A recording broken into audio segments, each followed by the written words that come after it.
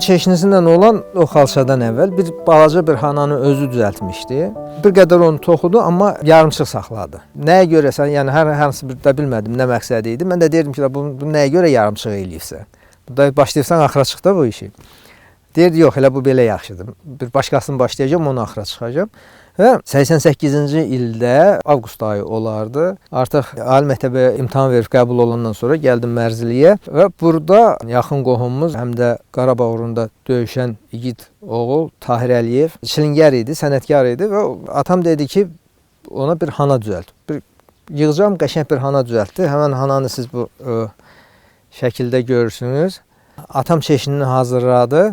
Başladılar toxumağa. İlham Əhməd rəssamdır, özü Türkiyədədir. Türkiyədə sənət üzrə professordur. Amma vaxt cavan yaşlı idi, cavan oğlan idi. Və İlhamla başladılar bunu toxumağa.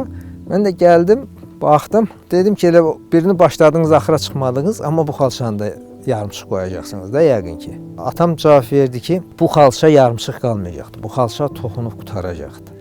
Dedi, bunu mən yarımçıq qoysam, İlham toxuyacaqdı. İlham yarımçıq qoysa, mən bunu toxuyub qutaracağım. Özü toxumaq bacarırdım. Amma həyat elə gətirdi ki, atam Qarabağ hadisələrinin tam artıq hansı istiqamətə getdiyi bəlli olduqda Üzeyir bəyin evində keçirilən iclasda dünyasını dəyişdi. Bir müddət İlham o xalçanı davam elədi, amma 88-ci ilin hadisələri elə bir vəziyyətə gətirdi ki, artıq İlham da davam eləyə bilmədi. Yəni İlhamın da qüvvələri tükəndi. Bu zaman Cabir Məmmədli indi Xəzər Universitetinin müəllimidir. O vaxt məktəb tələbəsi idi.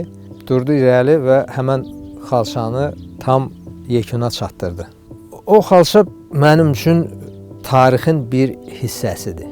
Atamın çeşnisi, atamın əli dəyib ona. Təbii ki, bu vacib məqamdır, qiymətli, misilsiz məqamdır. Amma ondan da bərabər o 88-ci ildən o xalça toxunub kəsilənə qədər 93-cü ildə kəsildi. 5 il davam elədi və o zamanın bir əksidir. O zamanın bir tərənnümüdür. Qanlı qadalı illərin bir xatirəsidir. Və siz o xalçanı görəndə görəcəksiniz ki, orada elə bir məqam var ki, naxış bir növ daralır, yığılır. Bu qeyri-ixtiyari alınıbdır. İlham Əhməd deyir ki, Toğrul, o bizim sıxıldığımız bir vaxta gəlib düşür. Yəni biz sıxılanda üzr istəyirəm, naxışda sıxıldı. Yəni o xalçanın bu cür mənası var.